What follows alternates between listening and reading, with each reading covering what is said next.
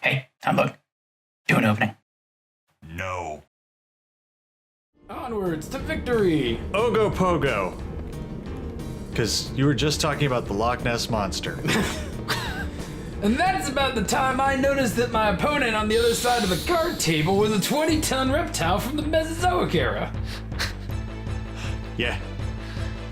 Too many card games. I haven't seen the South Park episode, apparently, that came from. I'm so sorry, everyone.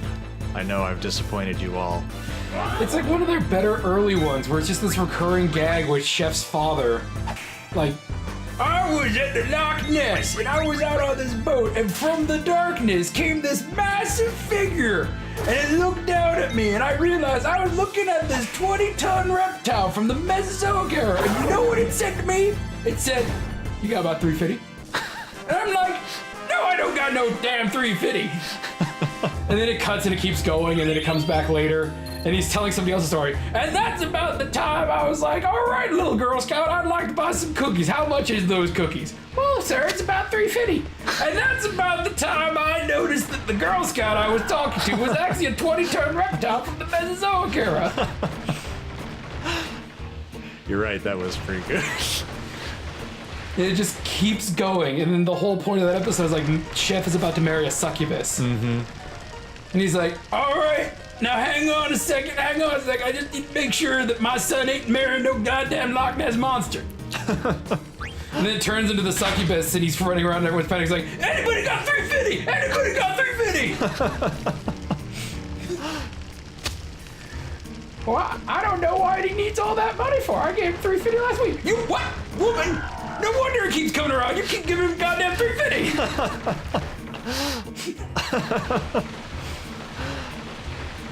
Oh, silliness.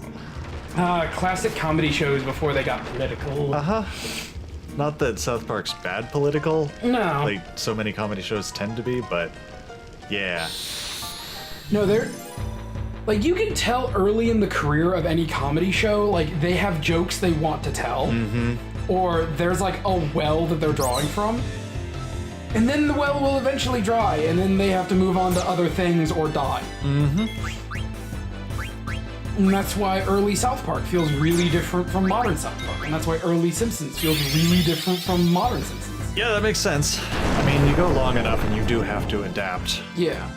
And the most, like, the easiest way to adapt is to become topical. Yep. I want to hit a bat with a staff. I want to hit a bat with an oversized novelty spork. I mean, that's cool too. No, when it comes to random acts of violence against animals, I think nothing is going to top my desire to perform pro wrestling moves on geese. Yeah. Yeah, I mean, they have such good necks. They have good necks, and their battle posture is just to raise it up. So just imagine running up and clotheslining one of those things. Or giving it like a sick DDT and just, yeah, it is going to die. Mm-hmm. There is no question. You do a DDT to a goose, it is dead. Yeah. But the satisfaction, especially since geese are such assholes. Yeah. I just kind of want to grab one by the, like, right under the jaw and just whip it around. Or a good heat move, like Essence of Ferocity, the one where he grabs them and spins them around. Yeah. Like, you can grab a goose by the neck, and now you have a flail. Goose flail. That sounds amazing. That was actually one of the few funny things in VG Cats. Did you ever read that? Oh yeah, rat flail, yeah. Oh my god, how did they not kill that with their combined abilities? That's dumb. That's a good question, What Big Man. That's a good question. We go to the radar room. And see, what you just mentioned, not the radar room, the other thing, kind of goes back to what I was saying. Like, when something funny gets popular, that initial burst of popularity comes from jokes that are coming from somewhere. Yeah. And the question is, how quickly does that well run dry? Mm-hmm. There's a treasure chest. Yeah. I'ma go get it. I should have just left it just so somebody watching would get really irritated. And then Damian would pop in and be like, it's just an ether. Yeah. We love you, Damian. Keep giving us tips. Yes. I mean, he recently did a playthrough of this. I think his is complete now. Okay. Like, I couldn't tell if it was a matter of, like, he had just done a playthrough, or if it was a matter of, like, no, I just know this game. Mm-hmm. Because we all have that game, you know? We all have that game that we know. Yeah. We fucking love that game and we go through it. And even if we can't tell, like, exactly where something is, it's like, oh, it's down there. Oh, it's nothing. What's down there? I forget. I just know that I haven't gone down there in my last 50 runs. Yeah. I remember doing it thinking this isn't worth it and then immediately forgetting what it is. Mm-hmm. And there's always going to be some jackass where it's like, well, what if it's necessary? It's like, okay, fine. And then you go and get it and it's like, see, it's fucking nothing. Yeah. Was it Puffin Forrest who couldn't ever beat Final Fantasy VI because he was in the Phoenix Cave and he kept opening the chest that contained the red dragon, and then he put it aside for like 6 months and came back and he opened the chest that contained the red dragon? That sounds about right. I think that was him. Puffin Forrest is pretty great if you haven't watched his channel. Oh, he animated, like, usually D&D stuff, but sometimes he, like, spreads out. I think my favorite story he's told is the time where they ran Tomb of Annihilation, and all of his players were like really fixated on this thing where everything about the setup was, hey, if your players are dumb enough to fuck around with this thing and keep fucking around with it, they're all going to die. Yeah. And so they do, and then the thing comes out and it realizes like, oh, no one can really hurt anyone. Uh-huh. Either us or the enemy. Yeah, like, they just kind of lasted for the amount of time that was pre-programmed into the battle by the people who made the module. The module, yeah. It's like, oh, well, that was anticlimactic. Yep.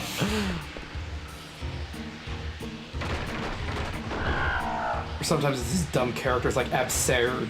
Absurd! The one who multi-classed into every class. I want a multi-class. Which ones? All of them. His backstory. Raised by barbarians. Yeah. And then became a wizard, but was kicked out of the wizard's college immediately. Like, everywhere he went, he was kicked out. Yep. And then it's like, so, what can you do? A little bit of everything. Well, we're an epic level campaign. What can you do at epic level? Nothing. Mm-hmm. Everything is first level. Yeah. Yeah, he's the best. Well, you didn't want to get the racket for pants? I thought I had it. I guess I wasn't paying too close attention. I saw number go up. You have one in okay. stock. I have one in Okay. stock, yeah. I guess she's still learning a thing. I should probably check. Wasn't looking at the right number. Yep. Okay, let's see. Anything new? Nothing new. Okay. Anything new? Nothing new. Okay.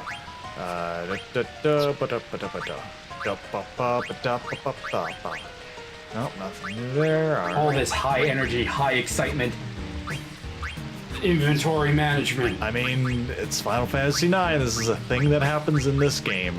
So if you're watching FF9, you should understand that. I kickstarted a game that is literally nothing but item management. That's hilarious. Have you heard of Jack and Casey? No. Okay.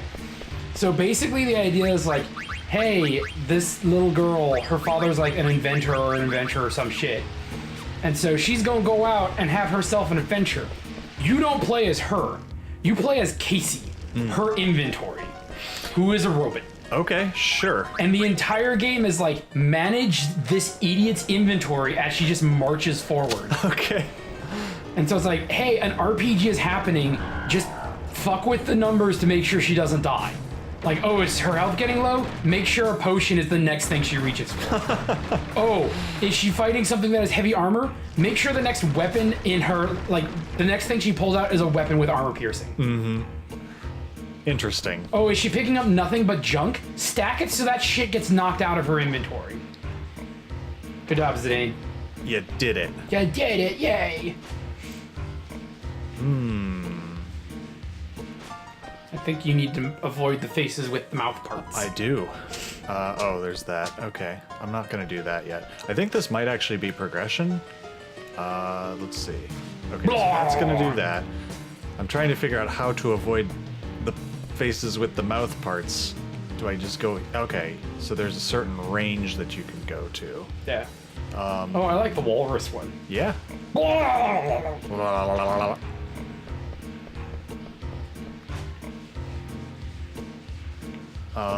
This way. Yes! I get close enough and it works somehow. Yeah. Oh. Okay, so it's just within a certain range. Okay. I guess... We're not done Don't do fucking it around yet. in here. Alright, so let's go... Do we go up? Nope. Nope. Oh, that's right. It was this way. Yep. Let's go this way and then underneath. Blah. Oh, okay, never mind. All right. What's down here? Yeah. Let's go close enough and then. Where are you going? I'm trying to figure out how to get back where I was, and I'm not sure how to do that. I think it's just go down from here. No, not that. Here? Yeah. Yeah, I know. Oh. That was what got me in the first place. I wonder if I can go back. Heard that thing. Oh well. Yep, Damian will scream at us if there's anything worth going back for. probably. Man, I would use Rama, but it's fucking worthless apparently.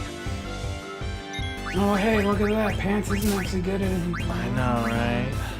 It's almost like her entire skill set gets replaced later on by a better bird. Yeah. Here, let's do thunder. Steel. Wow, that's a long line. That's Yep. Welcome to PlayStation 1 JRPGs, where everything just reveled in the fact that it's 3D. Okay, you got fucking time. Yep.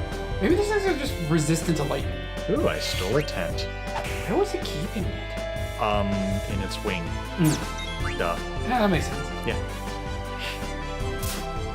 As a person who formerly played a bat character in a tabletop RPG, I know all things about bats.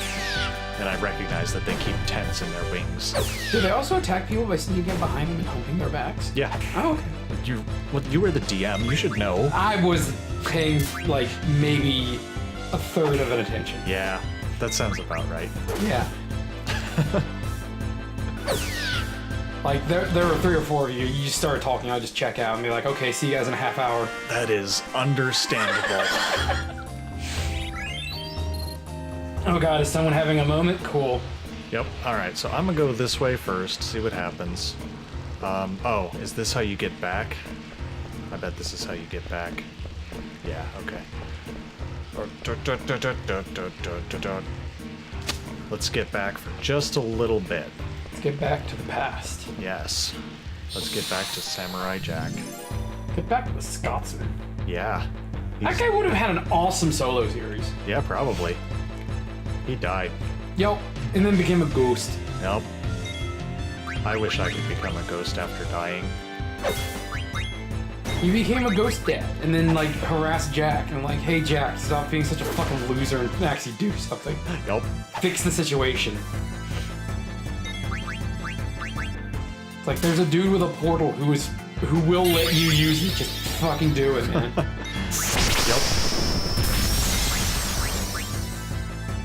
Jack's also fucking insano strong. Yeah. Holy shit. I mean, he's the only one who stands a chance against Aku.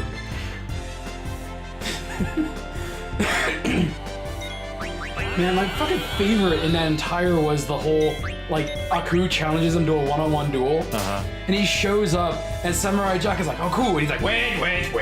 We know how this is going to go.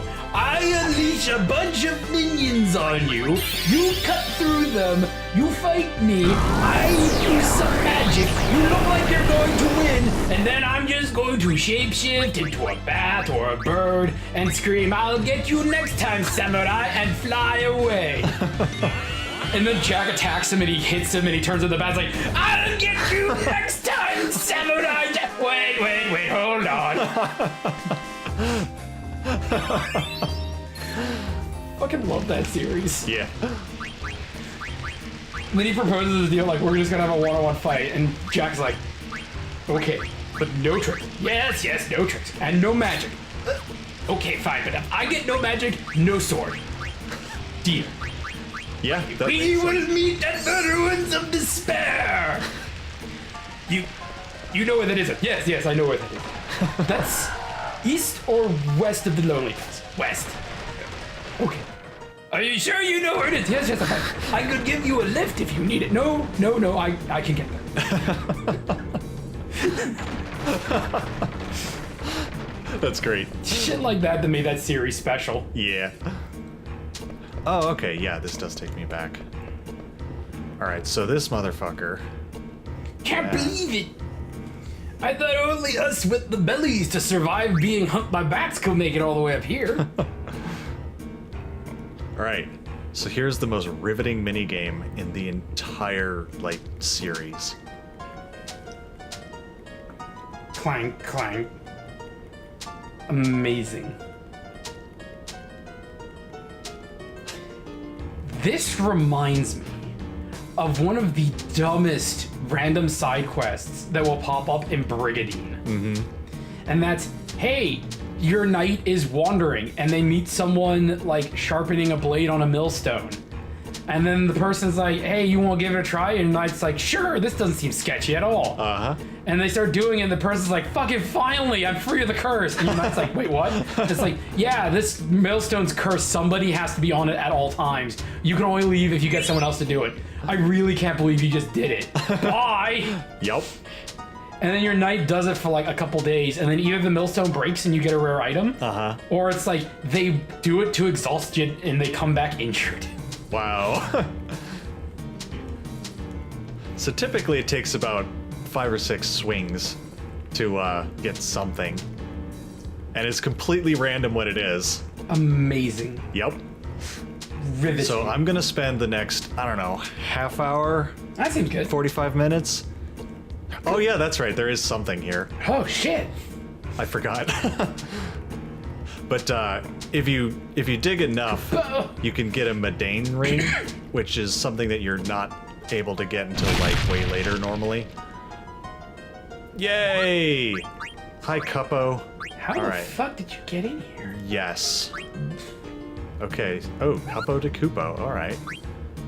I want mail kupo. What's in the Mog shop? Nothing useful. Got it. Okay. Sure. Let's save. It's very important. Yeah. Let's do this. Apparently, in the version that Damian was playing, there's a fucking achievement tied to getting the Medane's ring in this. It's like, Because that of is... fucking course there is. Yeah, fuck that shit. Okay, so I'm gonna go down here. I'm going to hit 5 or 6 more times, and then I'm just gonna give it back to the guy. I remember back when achievements first started to become a thing, like with the Half-Life 2 stuff and the orange box, some of those achievements were really fun. Like Half-Life 2 has some of my favorites of all times. Like, hey, get through the prison break level using nothing but the toilet as a weapon. Use the gravity gun and beat the entire level, including the boss, just by firing the toilet you find at the first part of the level. Beautiful. Hey, I got a high potion. Oh, nice. Alright, I am going to quit, yes. The one that really gets me that I never was able to finish off was in Half-Life 2 Episode 2, I think.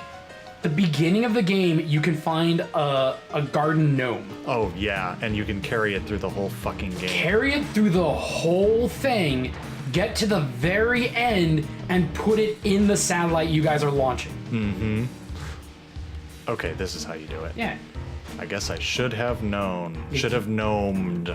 You just Shia LaBeouf and just do it. Yup. Don't let your water be... I think I lost it.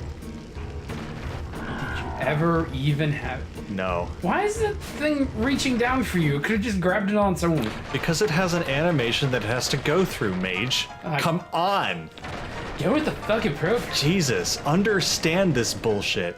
Understand the deep lore. Yeah. Learn the lore, idiot. Alright, so this is a way that probably brings me to a treasure.